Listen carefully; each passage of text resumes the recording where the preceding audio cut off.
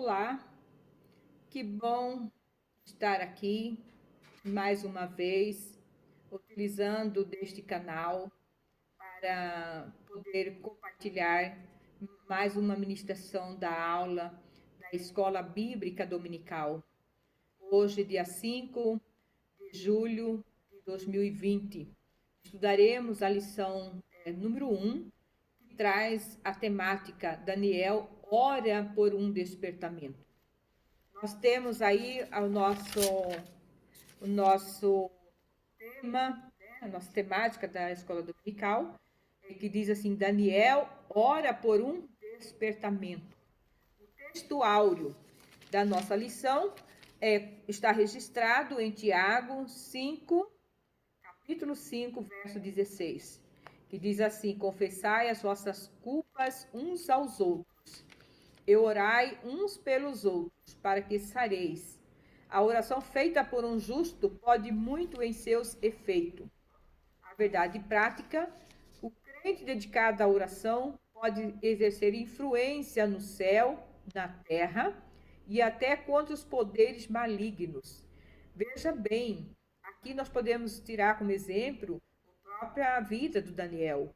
O Daniel, ele era um homem comprometido de oração, e a oração dele chegava a mover o céu, né?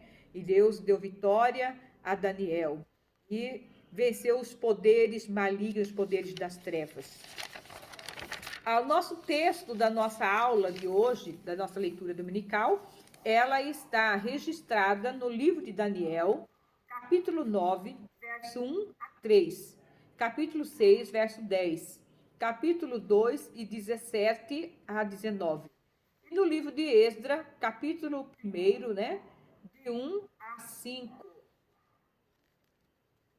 Nós vimos aqui, temos o objetivo desta lição, mostrar a necessidade que o cristão tem e precisa, né, de estar em constante oração, em contínua oração, estudando a palavra de Deus.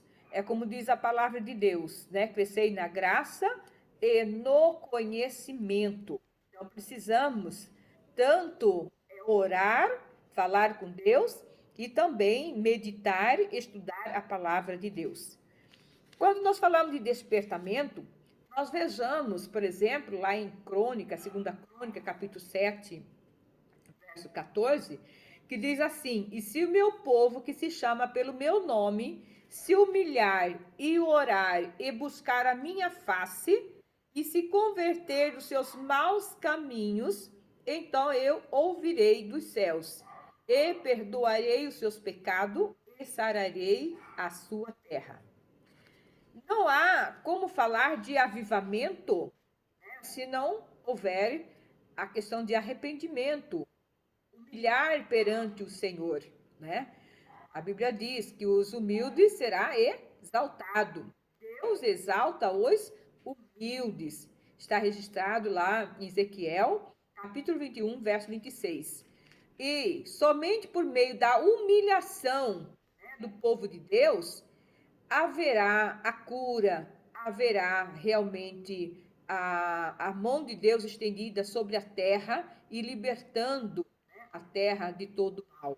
Está registrado em 2ª Crônica, capítulo 7, verso 14, nós acabamos de ler agora, né? Provérbio 15, 8, o sacrifício dos ímpios é abominável ao Senhor, mas a oração dos retos é o seu contentamento. Então, a oração do justo diante de Deus é a alegria, é o gozo, porque o Senhor Jesus tem prazer em ver o servo dele buscando a face do Senhor, porque o Senhor, ele não quer só ouvir, mas ele também quer falar conosco. Então, isso é importante, humilharmos perante o Senhor, buscar a face do Senhor e ouvir a voz de Deus. Então, qualquer tempo de crise, a Igreja do Senhor Jesus Cristo, ela tem uma solução, ela tem uma arma poderosa que pode garantir a vitória, que é a arma da oração. A oração é a arma poderosa. Em qualquer crise que a igreja passar, ela tem essa chave, ela tem realmente essa arma poderosa, que é a oração, é buscar a Deus com intensidade, com fé, e Deus dará a vitória. Em Provérbios 15, 29, o Senhor está longe dos ímpios, mas a oração do justo escutará. Então, o Senhor escuta a oração do justo e responde. Não há como se ter um avivamento espiritual se não se voltar para o Senhor, se não humilhar perante o Senhor, né? Então, é retornar e intensificar a nossa comunhão com Deus na oração, na adoração, no estudo da palavra do Senhor. Então, nós podemos estreitar o nosso relacionamento com Deus. Está lá registrado em João, capítulo 17, verso 20 a 23.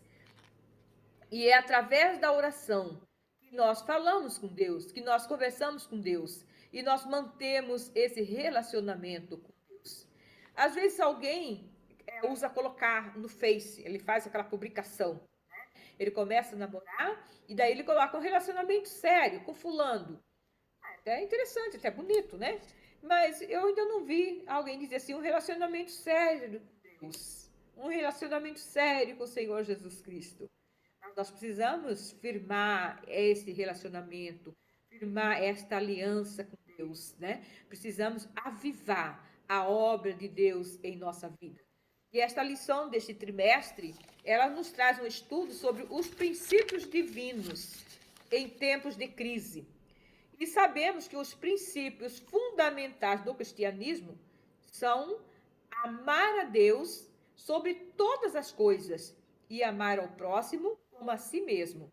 E termos um padrão de vida, de conduta a serem seguidos, pautados pela palavra de Deus. Hoje, o maior desafio que nós enfrentamos neste momento do século 21 é vivermos como cristãos. Porque neste mundo tenebroso, neste mundo conturbado, imoral, incrédulo, perverso, cheio de tantas corrupção, e isso em todos os sentidos, em todos os aspectos, os valores invertidos, valores distorcidos, onde rejeitam as normas e padrões da palavra de Deus. Não acredita na verdade. Não existe mais a verdade absoluta, mas tudo é relativismo. A corrupção, ela chegou no ápice, no teto máximo. Nós podemos colocar em todas as áreas, em todos os sistemas, como educacional, social, econômico, cultural, religioso, familiar, a sociedade como um todo, em todos os aspectos. E a humanidade, ela vive em crise.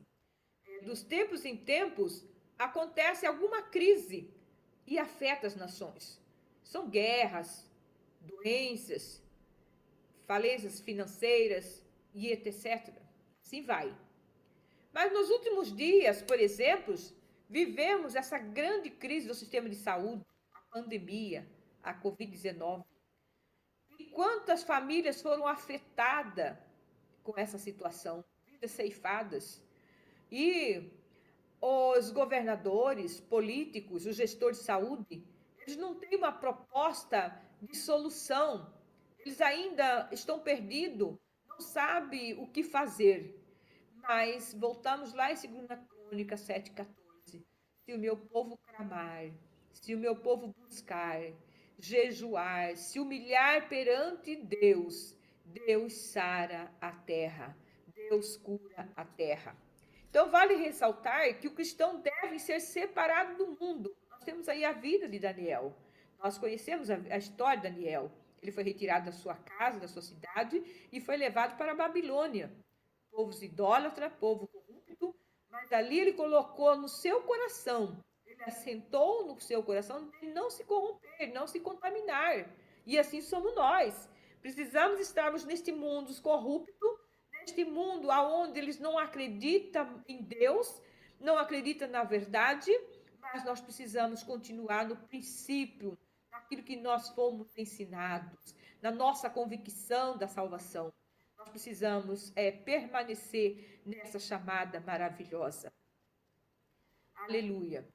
Então, vale ressaltar que as crises, elas trazem desgastes, elas trazem estabilidades, incerteza.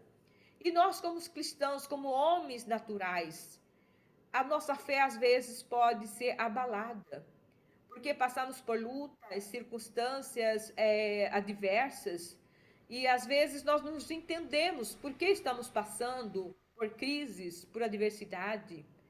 E nessa situação de nós não entendermos, de repente a nossa fé pode ser abalada. Mas se nós tivermos arraigado em Cristo, arraigado na palavra, fundado na palavra, nós sabemos que a oração, ela remove montanha. Que a oração, ela pode resolver qualquer tipo de situação. Então, é por isso que nós precisamos estarmos em continuamente oração. Nós necessitamos da misericórdia e da graça de Deus. Lá em Hebreus, capítulo 13, verso 5, diz assim: sejam os vossos costumes sem avareza, contentando-vos com o que tendes, porque ele disse, não te deixarei, nem te desampararei. Aqui o Senhor Jesus, ele nos dá garantia de que ele está conosco, ele não nos desamparará, ele não nos deixará. Isso é importante. E às vezes nós perguntamos como vencer a crise. A crise está na nossa porta, ela bate na nossa porta. E como vencer? Então, seja a crise de qualquer ordem, né? Nós sabemos que a Bíblia, ela tem a solução, ela tem a receita, ela é a nossa bússola, ela é o nosso guia, ela dá o norte. E observa-se que Deus deixou toda a orientação de como devemos comportar-se, procedermos para nós sermos vitoriosos, né, em Cristo Jesus.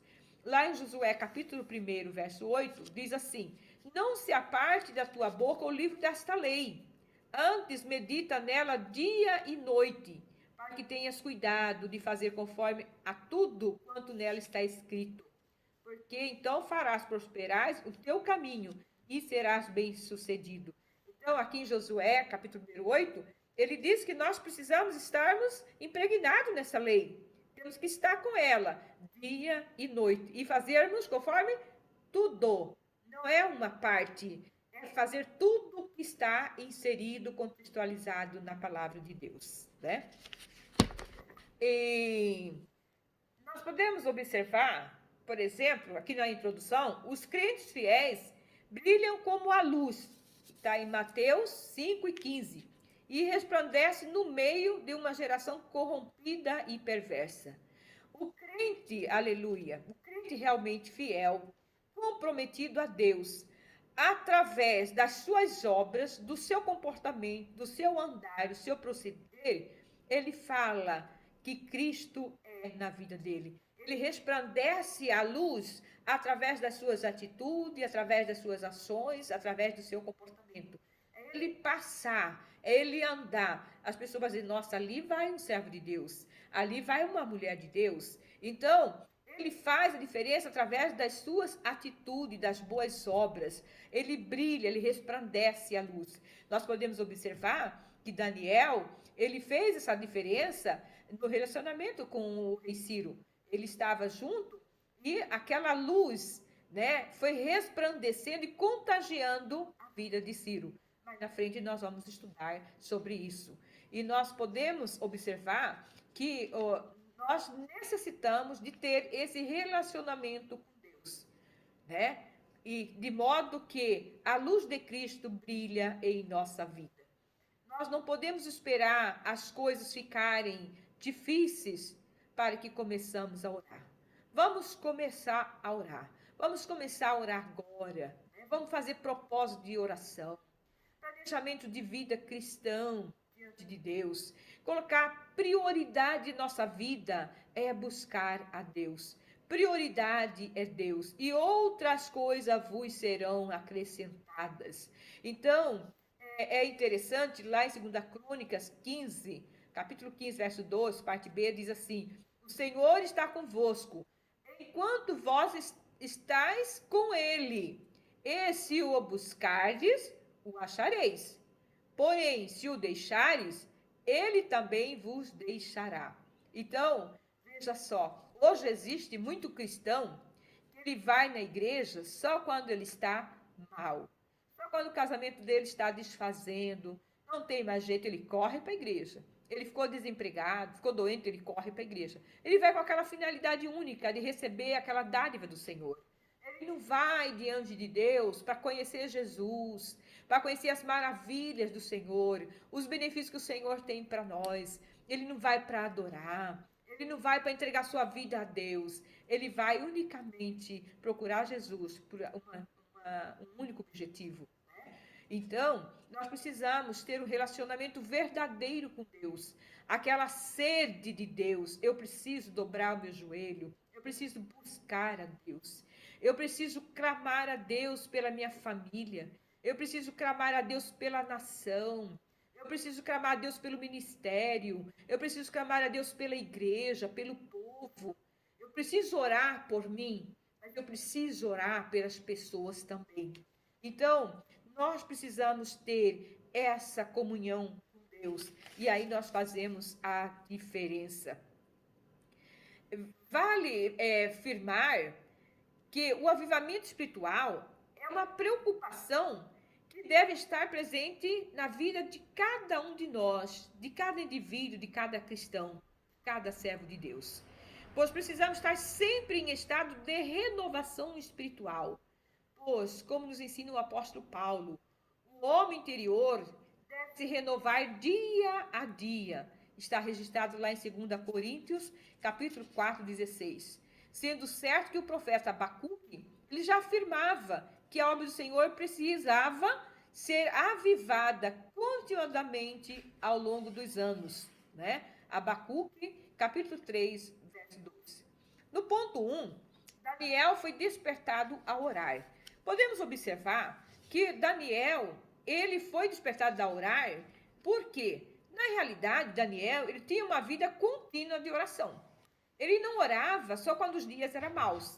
Ele não orava só quando ele passava uma determinada perseguição, uma determinada adversidade da vida. Mas a Bíblia registra que Daniel, ele era um homem temente a Deus. Ele era um homem que conhecia Deus. Até porque nós podemos observar que os próprios judeus, ele tinha uma preocupação imensa em ensinar as crianças, em instruir os seus filhos, porque ele sabia que, se eles ensinassem a criança a ler a palavra de Deus, que era a Torá, ele ensinava as crianças a obedecer a palavra de Deus, a criança que estava segura, o seu futuro estava seguro, não desviaria da verdade. Então, os pais de Daniel, eles orientaram muito bem na luz da palavra de Deus, ensinaram os princípios a Daniel, ensinaram o que era servir a Deus. Então, Daniel, ele sabia.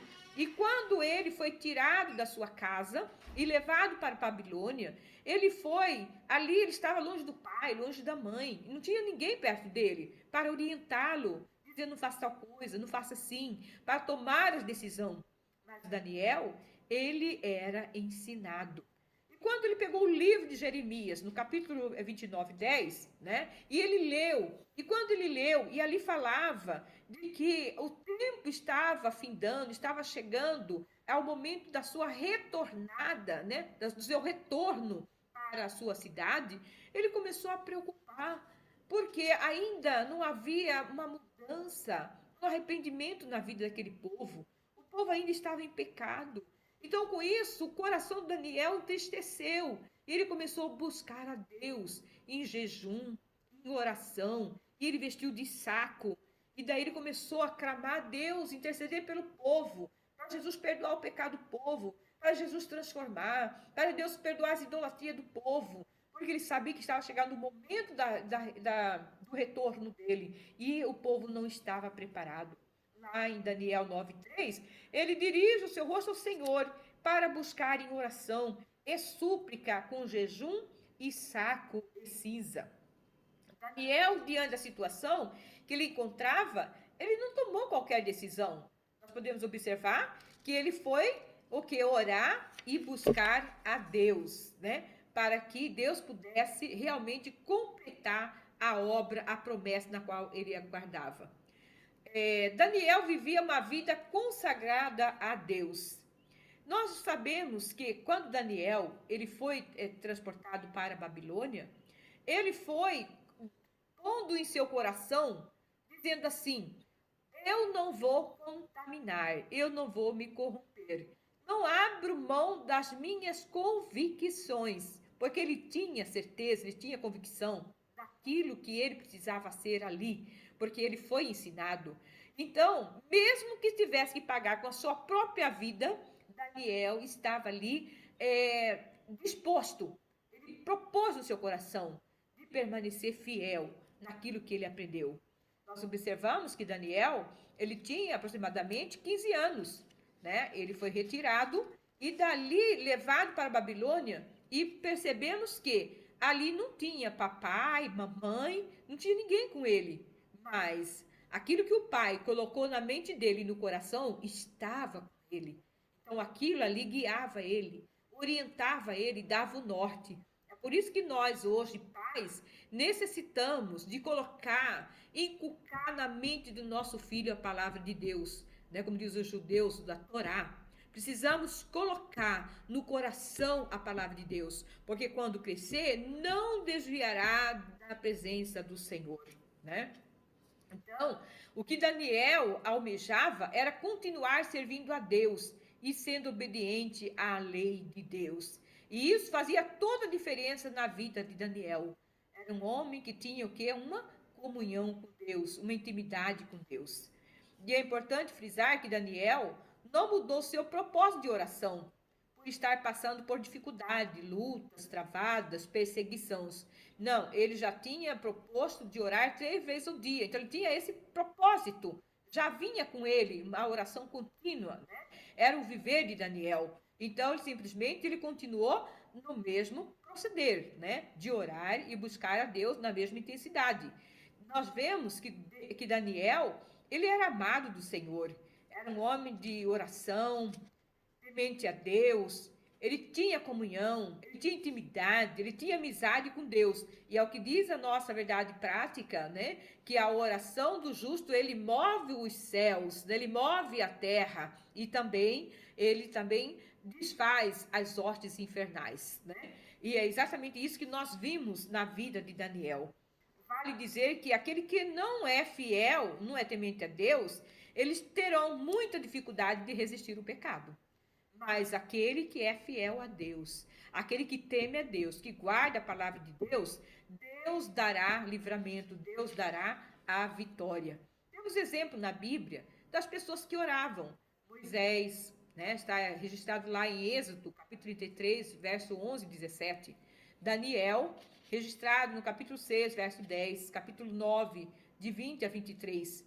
Davi orava 7 vezes ao dia, está registrado em Salmo 119, verso 164. Ana, a mãe de Samuel, ela clamava, ela intercedia, ela orava, mulher de oração. 1 Samuel, capítulo 1, verso 10, 17 e 18. Jesus, ele deu o exemplo, ele orava ao Pai, e nós precisamos fazer o mesmo. Jesus deu exemplo, está registrado lá em Mateus 14, 23. Lucas, capítulo 6, 12. E aconteceu que naquele dia subiu ao monte a orar e passou a noite em oração a Deus. Marcos, capítulo 1, verso 35. E levantando-se de manhã, muito cedo, fazendo ainda escuro, saiu e foi para um lugar deserto e ali orava. Quando podemos falar com Deus? Quando podemos falar com Deus? Que hora podemos falar com Deus? Como podemos falar com Deus? Nós podemos falar com Deus a qualquer momento, a qualquer hora. É andando, é sentando, é deitando. A qualquer momento nós podemos falar com Deus, né? Lá em Lucas 18, versos 7 e 8. 1 Tessalonicenses, capítulo 5, verso 17. Orai sem cessar. Lucas, capítulo 18, verso 7. E Deus não fará justiça aos seus escolhidos que clamam a Ele de dia e de noite, ainda que tardio para com Ele? Daniel, porém, tinha por hábito orar 3 vezes ao dia, né?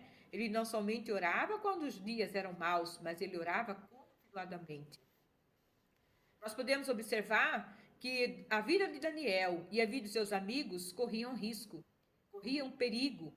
Mas o que ele fez? Ele convocou seus amigos, chamou seus amigos, colocou a situação para eles, que eles estavam correndo risco, mas eles precisavam tomar uma decisão, e a decisão era orar. E eles foram orar, eles foram buscar a Deus, e Deus deu vitória a Daniel e aos seus amigos. Vale salientar que Daniel era, portanto, experiente na vida de oração, temente a Deus.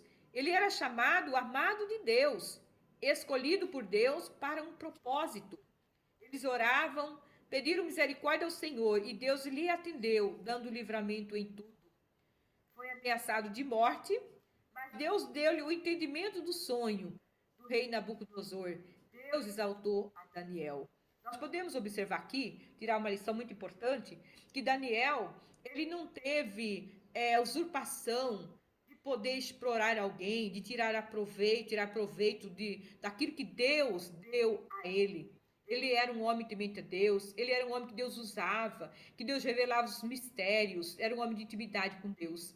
Mas podemos observar que em certa situação, o rei colocou diante dele presentes, posições, status diante dele. Mas ele disse, não, pode ficar com os presentes.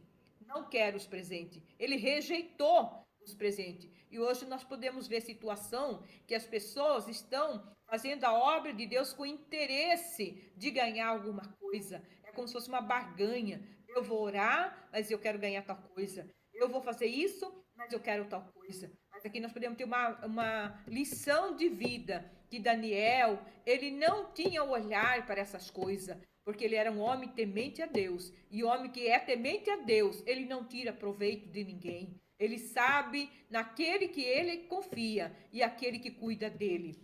E eu costumo dizer que Deus cuida e cuida muito bem. A estatura espiritual de Daniel capacitava-o para enfrentar verdadeiros combates em oração. Vale dizer que o ser humano está sujeito ao tempo. Nós somos uma criatura e, como tal, o seu relacionamento com Deus sempre enfrenta um desgaste.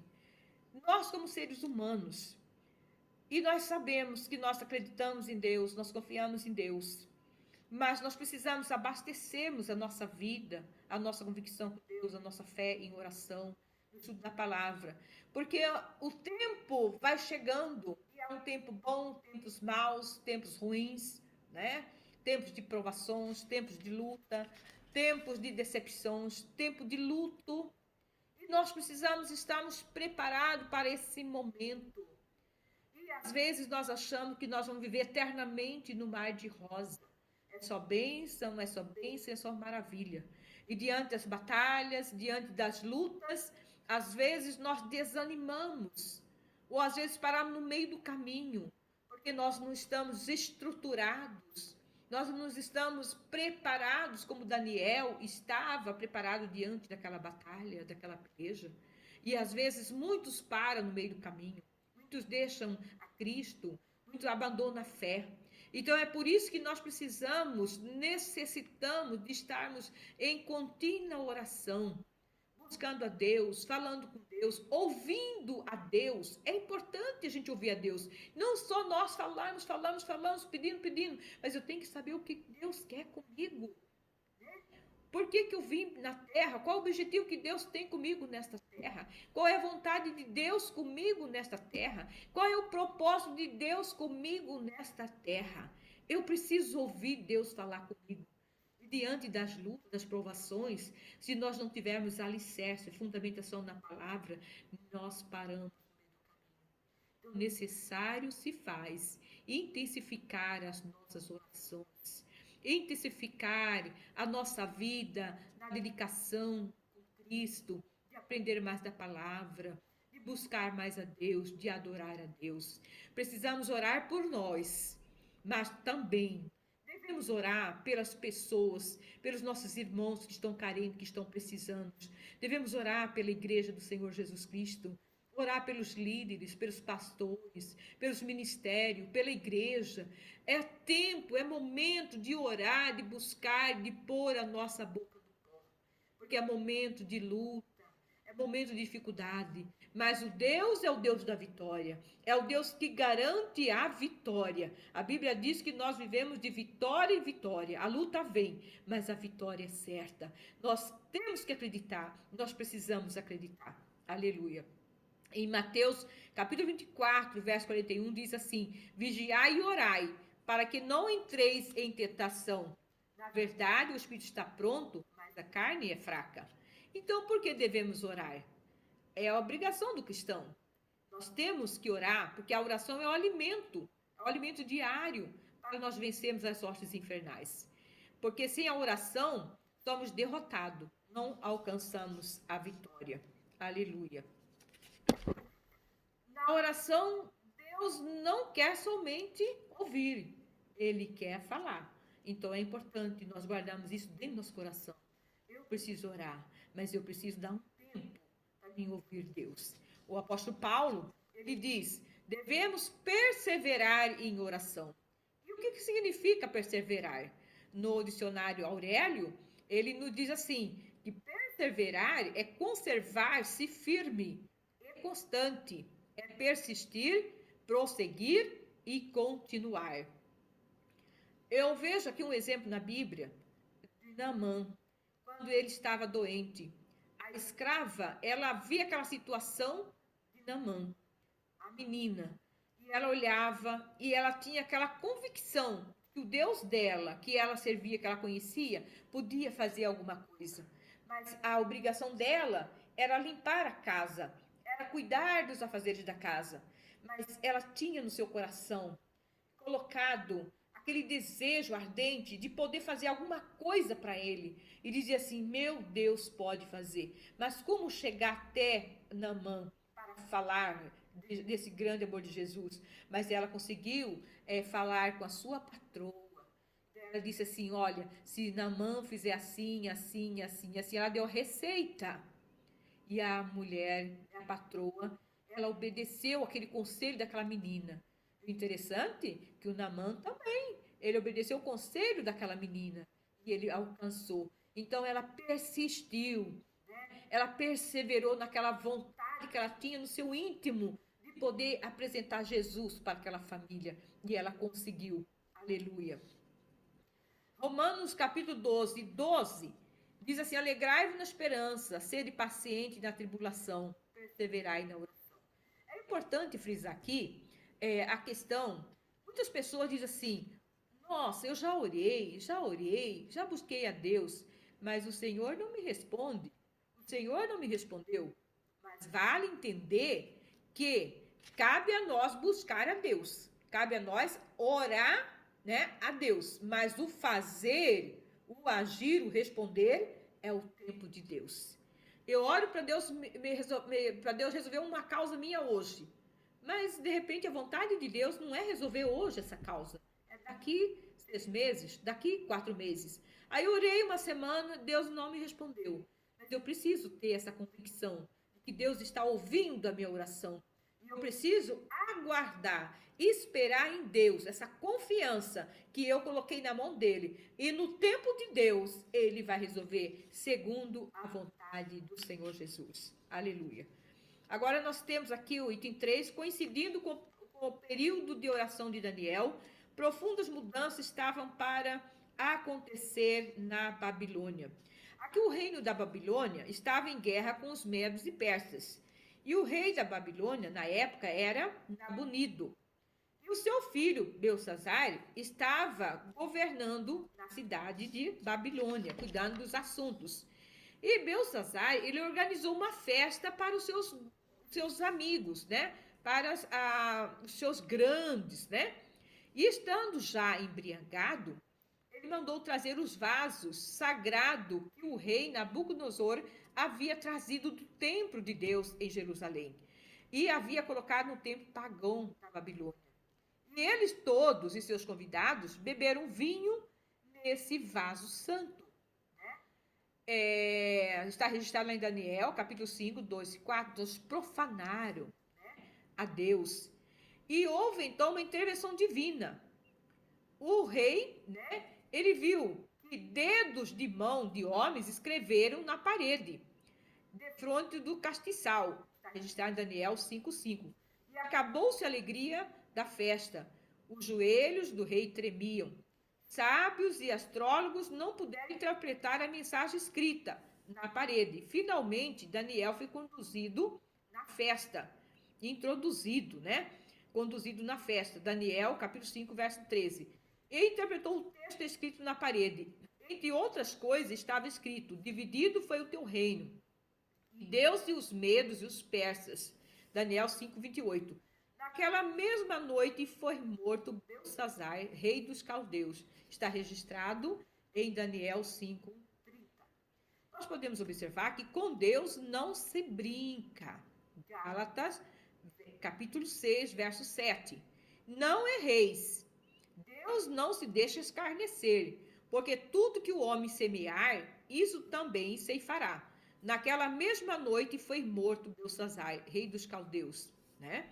Vê-se que o rei mandou chamar os sábios, os astrólogos, mas eles não puderam interpretar a mensagem escrita na parede. Eles não tiveram a capacidade, né, a habilidade de interpretar o que estava escrito.